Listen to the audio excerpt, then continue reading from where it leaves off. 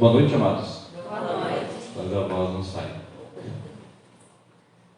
Antes de nós abrirmos a palavra, por favor, abre agora Salmo 105.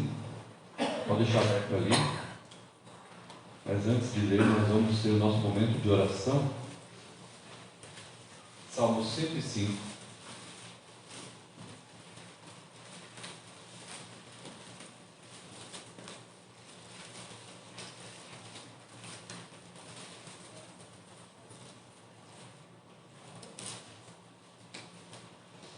Joana, hoje não dá para ficar dizendo Salmo 105 de quem que é, porque nós não sabemos bem quem é o autor, né? Então não dá para ficar repetindo Salmo 105. Mas antes de nós fazermos a leitura da palavra, comentarmos um pouco sobre ela, nós temos por prática, e um dos fundamentos da nossa fé, nós temos um momento de falar com Deus.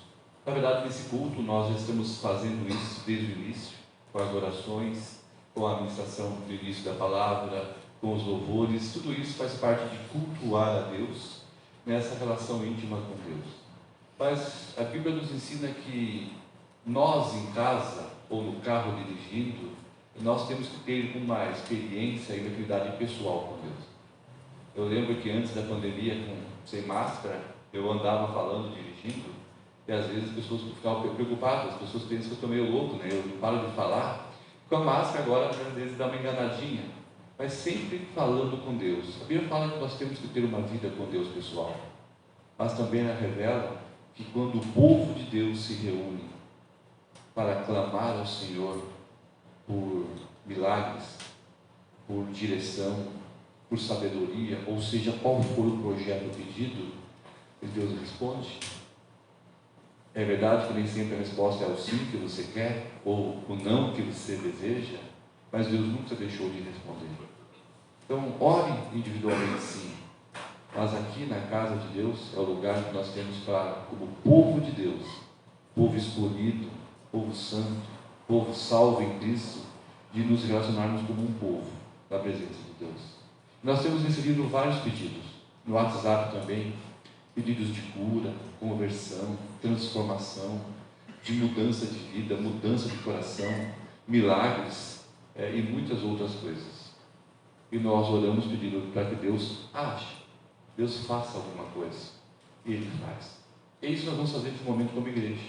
Gostaria que você ficasse em pé, fechasse os seus olhos.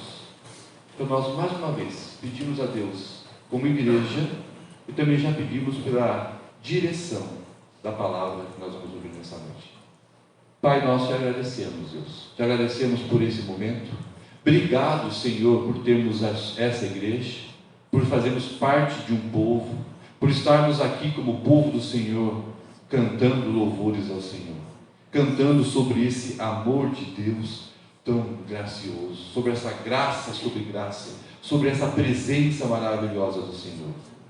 Nós te agradecemos, Deus, por tudo isso, e clamamos como povo, pedimos as suas misericórdias, mesmo nós, cada um aqui sendo pecadores, mas os pecadores que fomos comprados com o sangue de Cristo e temos acesso ao Senhor, e nós queremos clamar, Deus, por esses pedidos, clamar por cura, por libertação quando é necessário, transformação de mente, transformação de coração, planos e projetos e sonhos. Deus, abra as portas para ser bênção, feche as portas necessárias para nos abençoar, mova montanhas. Deus, nós clamamos porque cremos num Deus Todo-Poderoso. E esses pedidos, e cada pedido do coração aqui, da sua igreja, Deus, que eu possa estar ministrando em nossas vidas e transformando a nossa mente, vendo, Pai, que possamos ver a mão do Senhor e a presença do Senhor agindo em nossas vidas e no meio do seu povo, Pai.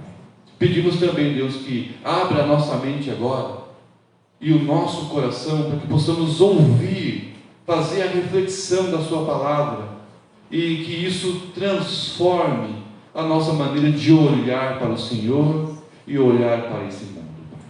Nos ensina, nos abençoa, Deus, nós precisamos disso. E nós pedimos como igreja, em nome de Jesus. Amém. Pode assentar. Salmo 105, do verso 1 ao verso 5.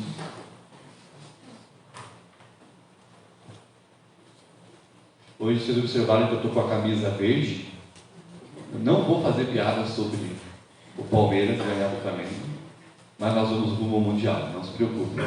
Mas eu estou com a camisa verde porque tem o símbolo do IPEM. Nós ganhamos como professores da formatura ontem essa camisa. Eu disse para ele, serviu, vamos usar antes que não sirva.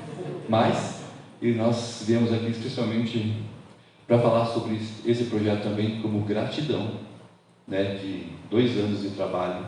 Recebi na formatura ontem, maravilhoso. Eu estava lendo que veio junto com essa camisa, veio um bilhete, uma cartinha, e a cartinha ela começava dizendo, tio Alex. Ao mesmo tempo que isso é muito gostoso de ouvir, mas eu me senti aquele tio da suquita da propaganda, lembra? Né? Aquele tio da suquita, quase, né, não tão jovem assim, mas o início dizia assim, começa diferente, chamando de tio, porque isso é um título, é uma expressão de amizade que é construída durante um bom tempo. Eu sou grato por ser o tiozão desses jovens aí, né? Não o tio mais velho é o Jorge. Cadê o Jorge? Está aí? Mais velho é o Jorge. Aí eu vim com essa camisa para falar um pouco sobre gratidão. Mas antes disso, vamos ler o texto. Verso 1 ao verso 5 de Salmo 105.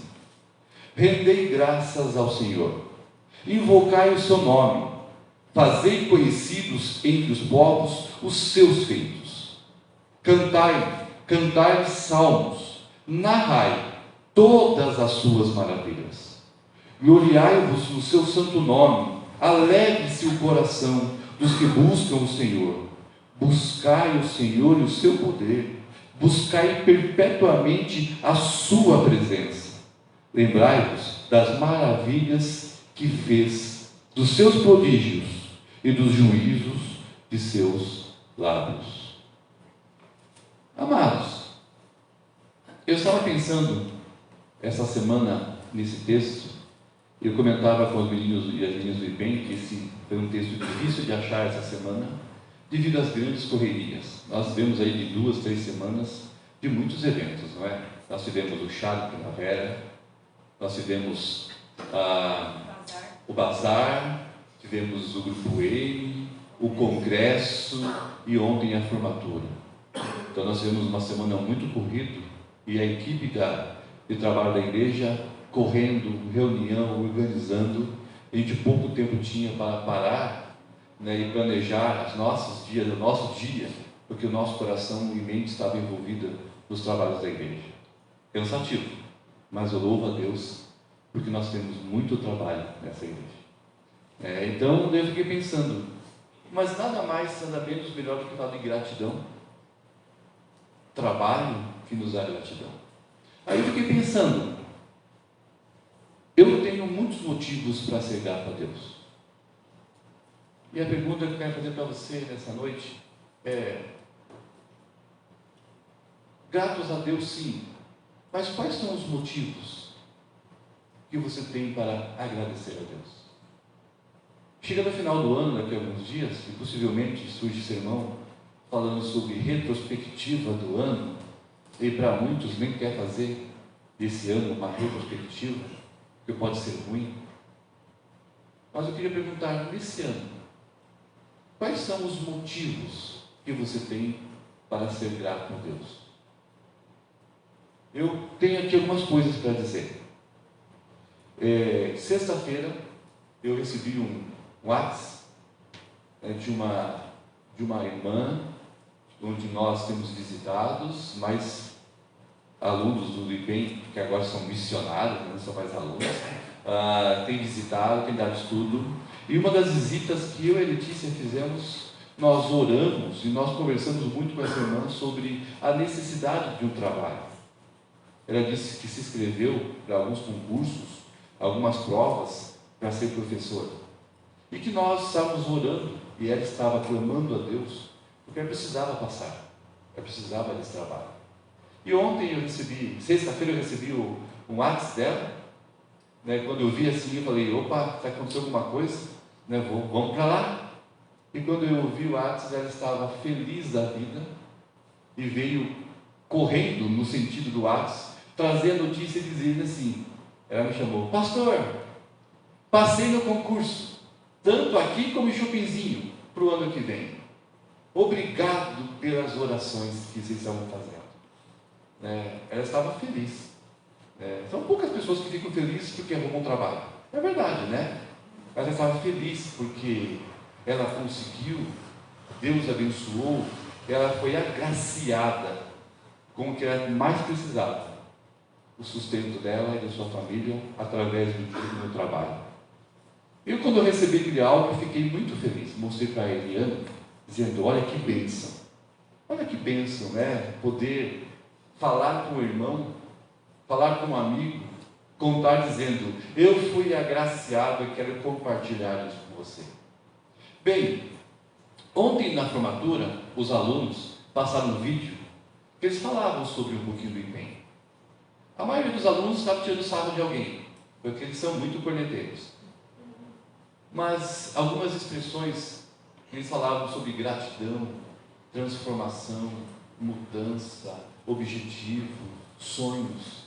Eles estavam gratos ao IPEM, gratos aos professores, mas aí alguém falou assim que estava grato a Deus por ter criado aqui em Coronel Vivida o IPEM. Que bom, né? Eles estão felizes porque se formaram. Agora vamos para o campo, vamos orar por eles, né? Que bom a gratidão por poder terminar o curso. Estava também hoje de manhã, o Tiago estava falando aqui, né? Ele chorou, né? Um homem com um bigodão desse chorando aqui na frente, né? Ele estava se despedindo já, estava triste, ao mesmo tempo alegre, mas triste porque ele vai embora, é o último EBD. Tiago, nós vamos ficar muito felizes porque você vai embora. Não é porque nós não gostamos de você, é porque Deus te chamou para ser maior do que aqui, ser missionário. Não você, o Felipe, as meninas, todos nós. Gratidão. Há um tempo atrás, quando eu estava longe do Ministério Pastoral, eu levei um currículo a uma empresa aqui. Não vou fazer propaganda da empresa. E eu levei um currículo a uma empresa, e quando eu entreguei o meu currículo ao gerente, que me atendeu muito bem, ele pegou o meu currículo, olhou e colocou na gaveta e disse: eu vou guardar aqui por respeito, mas não vou te dar um trabalho. Eu fiquei assustado, mas ele disse: eu não vou te dar o trabalho, porque se eu trazer você para a minha empresa, eu vou desperdiçar alguém que Deus chamou para estar na obra. Pouco tempo depois, nós estávamos de volta com o IPEM, com o ministério. Eu sou grato a Deus, porque eu recebi um não, minha proposta de trabalho, senão quem sabe eu não estaria aqui hoje falando com vocês. Eu sou grato a Deus por muitas coisas na minha vida. E esse texto, ele fala sobre contar as bênçãos, contar a gratidão. No nosso texto, ele fala de 3 princípios fundamentais que são a base de alguém ser grato a Deus. Não se preocupe, eu não vou falar das 3 hoje.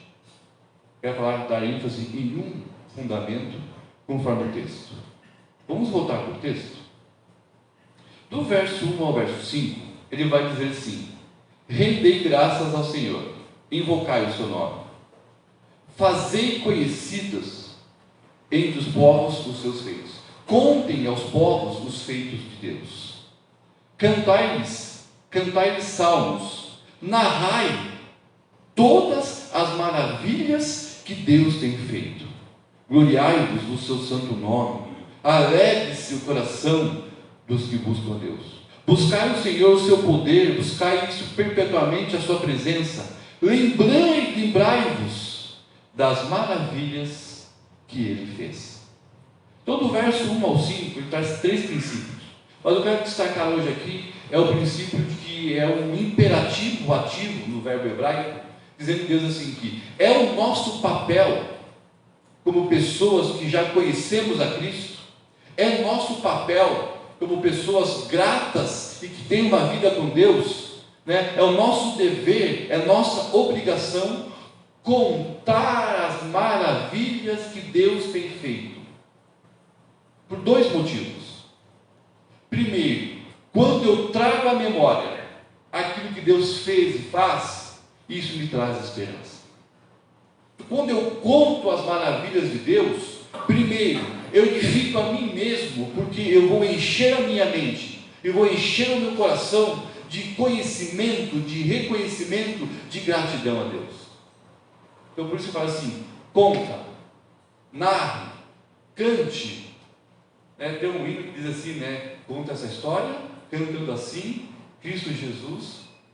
Conte, narre, compartilhe. Por quê? Isso faz com que você faça uma reflexão sobre quem é Deus, como Ele age e como Ele se relaciona com você. Mas outro processo é quando você conta as maravilhas de Deus, você está testemunhando, você está evangelizando, você está edificando, você está trazendo a outras pessoas um conhecimento dos grandes feitos de Deus na história e na sua história. Então, um dos grandes fundamentos de uma vida ou de um servo de Deus que tem gratidão a Deus, então, para ser grato a Deus, um dos princípios é contar histórias. Bem, basicamente no início, é isso que o salmista está falando. É essa a essência que o salmo quer contar. E olha comigo, do verso 7 ao verso 6 ao verso 11, ele começa a contar algumas histórias. Do verso 6 ao verso 11, ele vai trazer à memória do leitor do salmo, do povo judeu, da promessa que Deus faz a Abraão. Ele vai dizer assim que a promessa de Deus, a palavra de Deus dada a Abraão, vai até 1000 gerações. Essa expressão quer dizer assim, de que eu, Deus, nunca me esqueço do que eu prometi.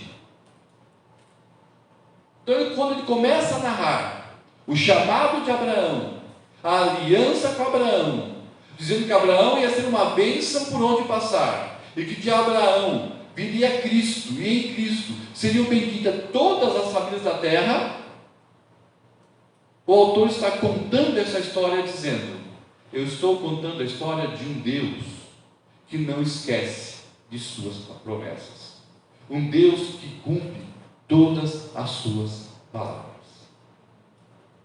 Aí do verso 11 até o verso 44, 45 ali, ele vai contar o quê? Ele vai contar a história do povo de Israel. Ele vai dizer que de Abraão, Deus abençoou, andou com Abraão e veio Isaac. Isaac, Deus abençoou, andou com Isaac, veio Jacó. Jacó, Deus abençoou, teve 12 filhos. O mais novo, José, foi vendido lá para o Egito como escravo, e Deus se manifestou presente, tirou de escravo e colocou como o principal governador, e ele salvou a sua família. Passa aquela geração, a geração esquece de Deus, e Deus faz multiplicar o povo de Israel. E o que acontece? Deus manda a Moisés para libertar o povo do Egito e caminhar até a terra prometida. Durante essa caminhada, Deus se faz presente. Deus faz chover pão do céu para saciar a necessidade da fome. Deus faz tirar água da rocha, para sustentar o povo. Deus entrega todos os princípios do tabernáculo, e Deus transforma o povo de Israel de peregrino, uma grande nação, com o rei Davi, rei Salomão. Então o salmista, ele começa dizendo: um dos fundamentos de ser grato a Deus é contar histórias. E ele conta a história. O autor aqui escreve para que o povo judeu, ou o leitor judeu da época, pudesse ouvir as histórias, relembrar os grandes feitos de Deus e cantar louvores de gratidão, glorificar a Deus, ter uma vida na presença de Deus, mostrando a sua gratidão. Em sua essência, o salmo quer dizer isso. Primeiro princípio: conta essas histórias. Mas que histórias nós podemos contar? São 3 pontos agora que eu gostaria de falar com vocês. 3 tipos de história que nós podemos contar. Bem, a primeira história que nós podemos contar é a história que a Bíblia nos ensina. Se vocês pegarem o Pentateuco, que são os 5 primeiros livros do Velho Testamento: Gênesis, Êxodo, Levítico, Deuteronômio e Número, esses 5 livros foram escritos por Moisés. Quando que Moisés escreve? Quando o povo de Israel foi liberto das mãos de Faraó do Egito, sai em peregrinação pelo deserto, guiado pelo seu líder Moisés, se aproxima perto do rio Jordão e avista as terras, a terra prometida. Nesse período, Moisés escreve os livros. Ele tinha 2 grandes objetivos em contar essa história. Primeiro, construir uma identidade do povo de Israel. Ele conta a história, ele narra a história, porque ele precisava construir a identidade do povo de Israel. Porque aquela geração que saiu do Egito tinha o seu coração e sua mente muito mais egípcia do que hebreu.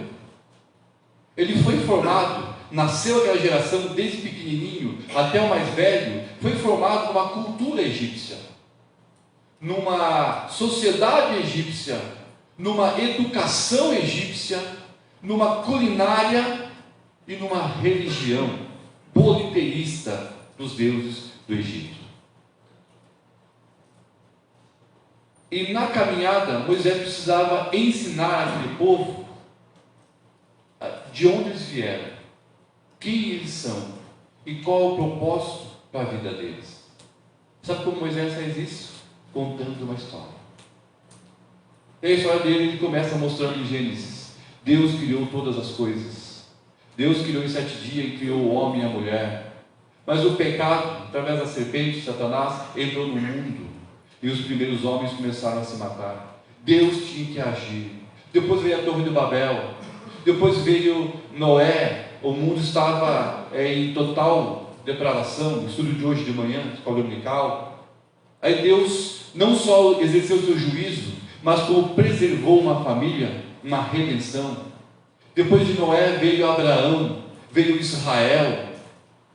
Qual era o propósito dele narrar as leis em Levítico, o cerimonial religioso, os princípios do templo, os princípios das liturgias, a lei civil, a lei moral, os cultos, a ética, a moral, a história?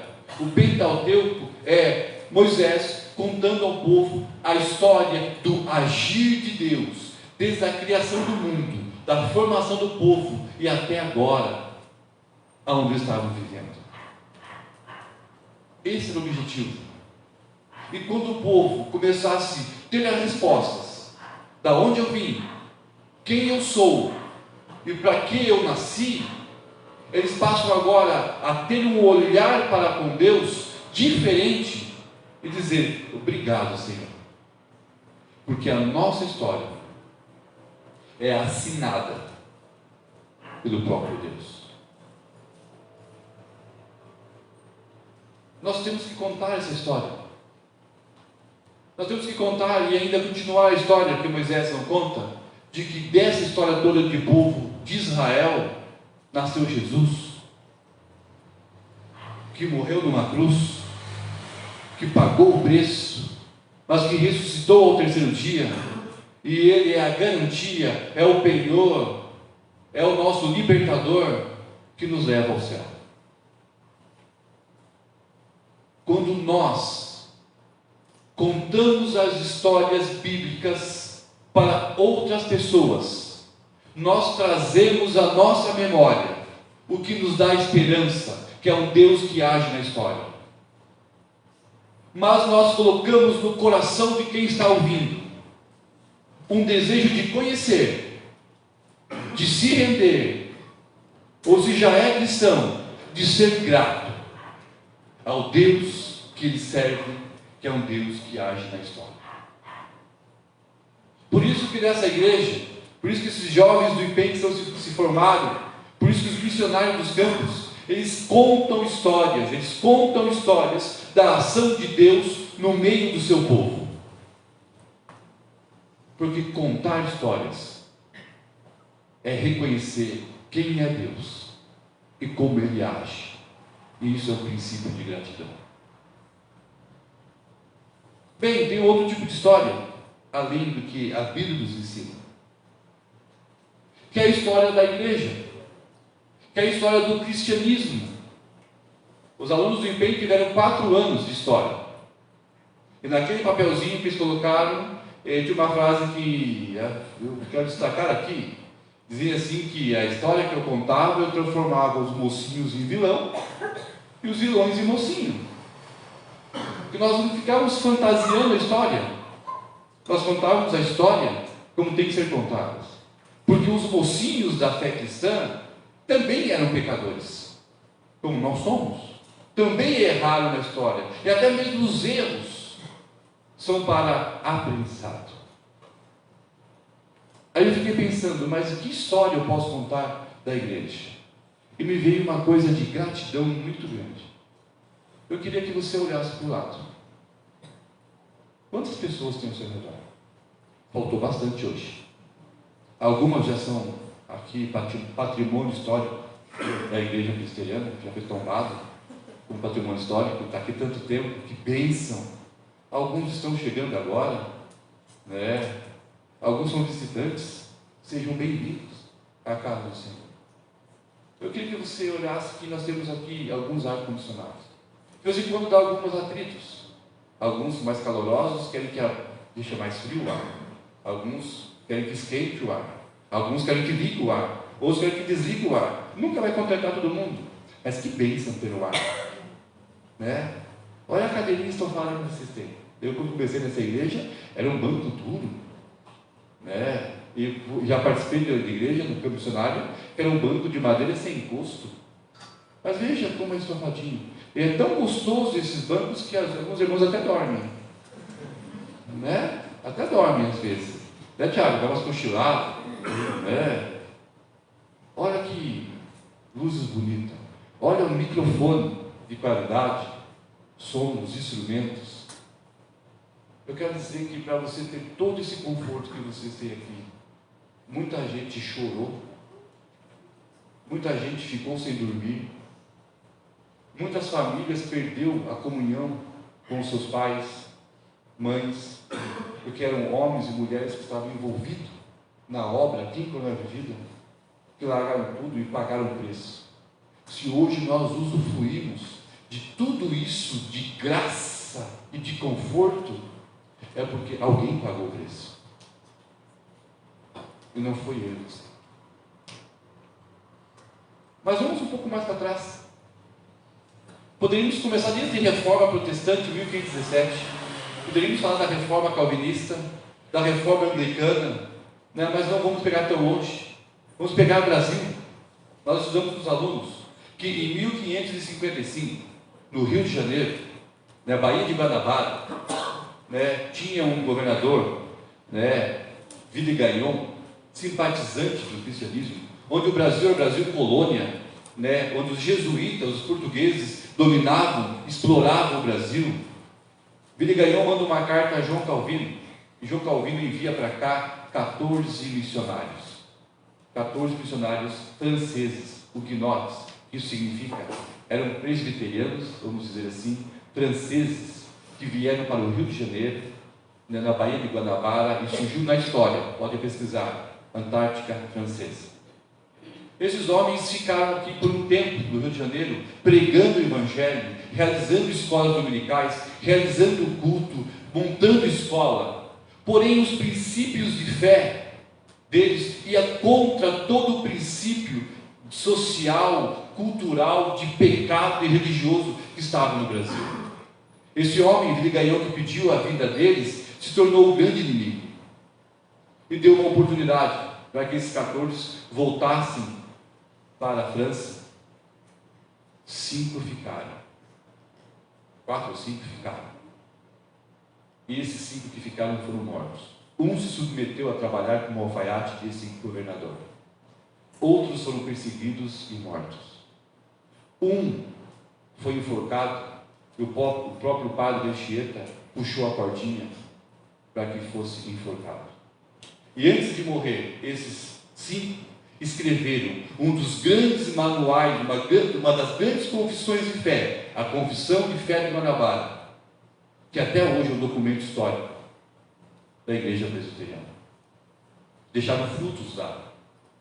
Mas para que o evangelho começasse a vir ao Brasil, da igreja presbiteriana, esses homens pagaram o preço. Então pensa que naquele momento, mães perderam seus filhos, esposas perderam seus maridos, filhos perderam seus pais, porque esses nunca mais voltaram para casa. Em 1630, em Pernambuco, vieram os holandeses puritanos. Quem são esses? São presbiterianos de uma linha calvinista, com influência da Inglaterra.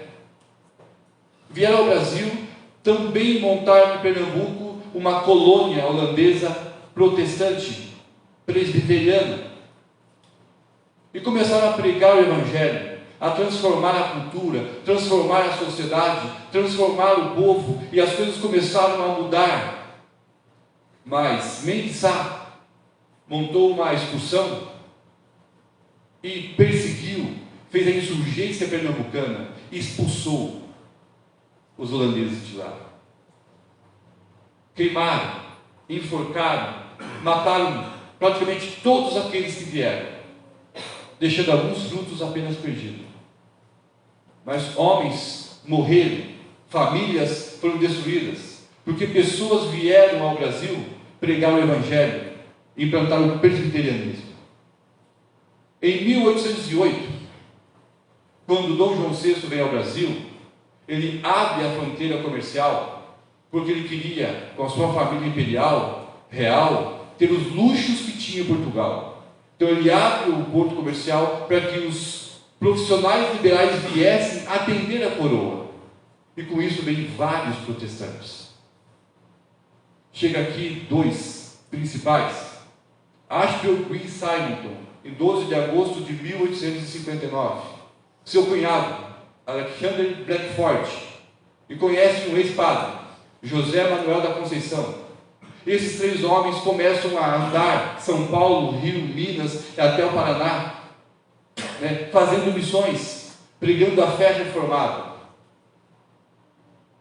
Grande parte desses, Ashfield Green Symington principalmente, ele morreu novo de febre amarela, porque as condições sanitárias de higiene, as condições de vida eram precárias, as doenças eram constantes, mas ele abriu mão de uma vida confortável no norte dos Estados Unidos para vir ao Brasil pregar o evangelho. E de Ashfield Green Symington surge a igreja presbiteriana no Brasil.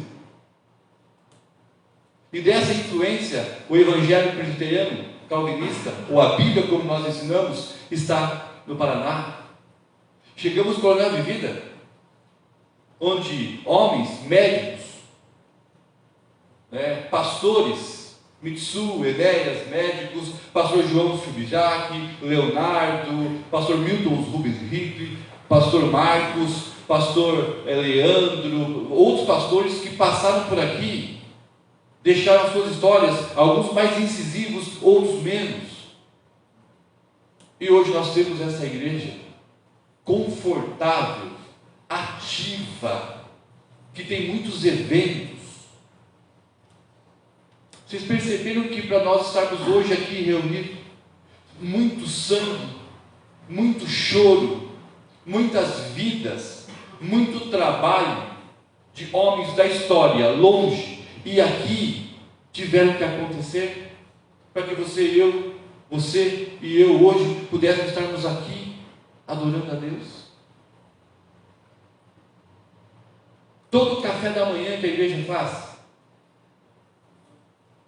quando é os homens, 6 da manhã, um grupo de homens voluntários vem aqui fazer o café da manhã.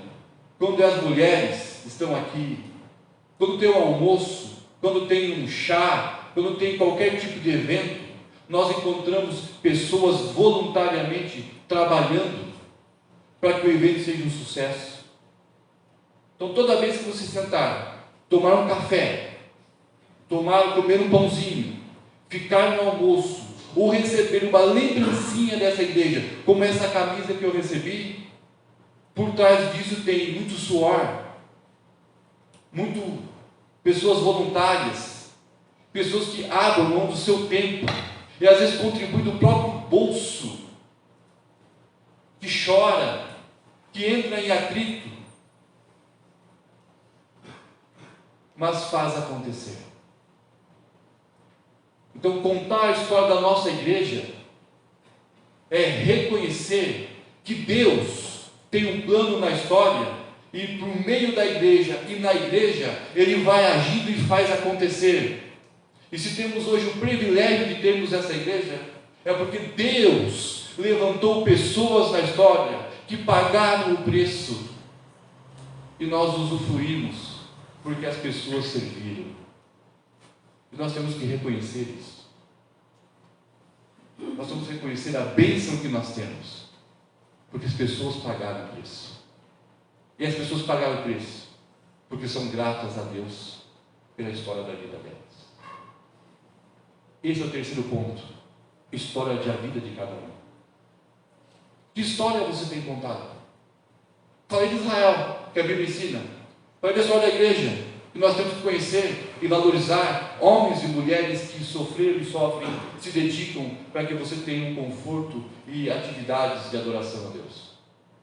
Mas e Deus com a sua história? Que história você tem para contar? Eu poderia falar da minha, mas eu já falei um pouco. Mas eu poderia falar sobre as lutas que você tem. E nessas lutas, quantas vitórias você recebeu?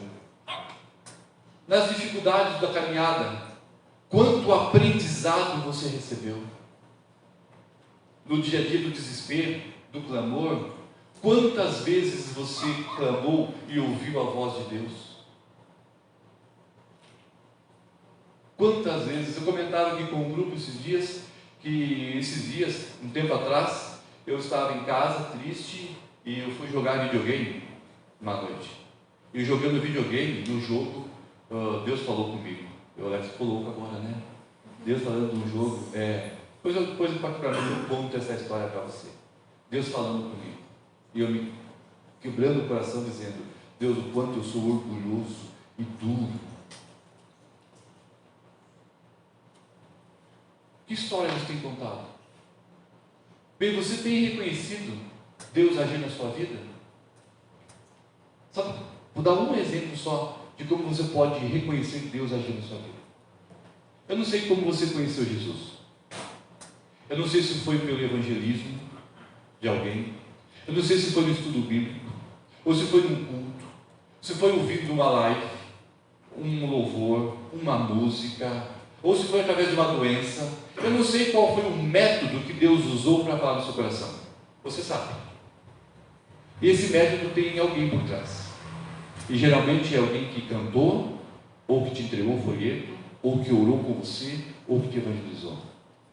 Você já parou, procurou esse alguém, deu um abraço e disse: obrigado? Você já fez isso? Eu vou dizer duas coisas quando você faz isso. Você está dando uma injeção de ânimo nessa pessoa para continuar falando. Ele viu o fruto. E você está sendo grato, contando isso, porque você foi libertada das trevas através de um simples gesto de alguém. Você sabe quem é seu pai na fé? Eu sei do meu. Eu conto aqui algumas histórias, né? Eu conto que em 1996, 97, quando eu vim morar no Paraná, o pastor Renato me evangelizou. Eu lembro que quando eu vi que eu era pecador e que Jesus me amava tanto, isso encheu meu coração. Eu tive um sentimento inexplicável. Eu me rendi ao Senhor. Mas depois de um tempo eu me afastei. Teimosia, cabeça dura. Aí o conselho dessa, pastor Maurício, o conselho dessa igreja me procurou algumas vezes para brigar comigo, e com razão, fizeram bem. E quando a gente estava quase se afundando, nós recebemos a visita de 2 homens de Deus que não falaram nada para nós. Nos deram um abraço e Nós estamos aqui porque nós amamos vocês, deram um abraço, oraram e foram embora. Aquilo foi como se fosse uma transformação. O orgulho, o ego, a estar longe de Deus, caiu por terra. Simples assim. Um abraço. Alguém que foi dizer que nós amamos vocês. Isso aconteceu comigo. Qual é a história que você tem para contar? Qual é a história que você tem para contar para as pessoas sobre o agir de Deus na sua vida? Bem, se você não tem história, me preocupa. Se você não tem história, quer dizer que Deus não está agindo na sua vida. Então você fica no final do culto, nós vamos orar por você, para que Deus, e você e Deus, tenham aí uma aproximação. Mas você tem história. E por que você não está contando isso? Vendo? Quando você conta a sua história da graça de Deus na sua vida, você está se alimentando com motivação e você está testemunhando, evangelizando, edificando outras pessoas que vão dizer: que bom, né? Eu também quero ser assim. Bem, o autor dos Salmos, ele nos ensina isso. Contar histórias da ação maravilhosa de Deus na história antiga, bíblica, na história da igreja, que você faz parte, você está na igreja, e da sua vida pessoal, de Deus e você e Deus, não é uma escolha mais nossa. O verbo é imperativo. É uma obrigação.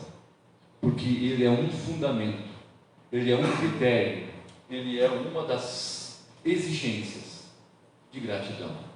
É impossível ser grato a Deus sem reconhecer o agir dele na história do povo, da igreja e da sua vida. Por isso o autor vai dizer: rendei graças ao Senhor, invocai o seu nome, fazei conhecidos entre os povos os seus feitos. Cantai salmos, narrai todas as maravilhas que Deus tem feito. Gloriai-vos no seu santo nome, alegre-se o coração, buscai o Senhor e o seu poder, buscai perpetuamente a sua presença, lembrai-vos das maravilhas que Ele tem feito. Igreja, quer ser grato a Deus? Você, meu irmão e minha irmã, quer ser grato, ter uma vida de gratidão a Deus? Aprenda a contar histórias. Abra sua boca. Fale do agir de Deus na sua vida. Isso faz você crescer. Isso glorifica a Deus. Isso é o testemunho, que é o nosso papel, de darmos às pessoas aquilo que nós recebemos. Eu digo para os alunos, e para encerrar, os ex-alunos do IPEM: ninguém dá o que não tem. Ou seja, nós só conseguimos dar o que temos. E o que temos é uma rica experiência diária, que é a nossa história com o nosso Deus. Cantai, contai os grandes feitos que até agora Deus tem feito. E seja grato, porque Ele age na sua vida. Ele te ama. Ele age na história da igreja. Por isso que você tem aqui esse conforto todo e essa igreja. Ele age na história. Por isso que nós estamos aqui. Amém? Amém. Vamos ficar em pé? Chama ele para o louvor para cantar uma música.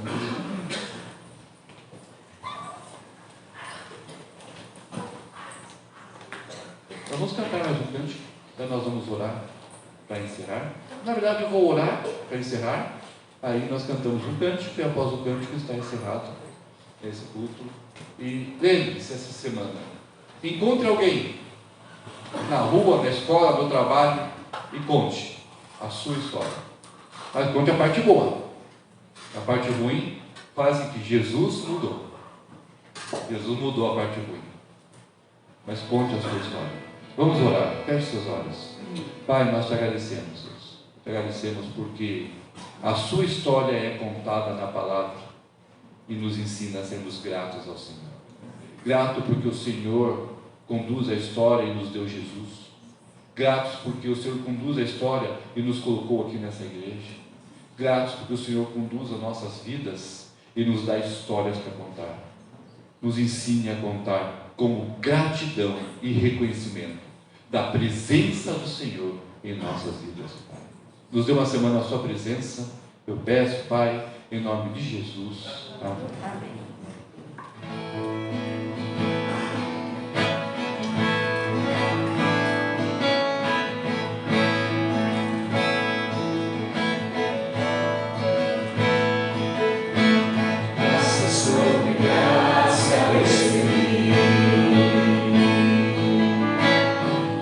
Amém.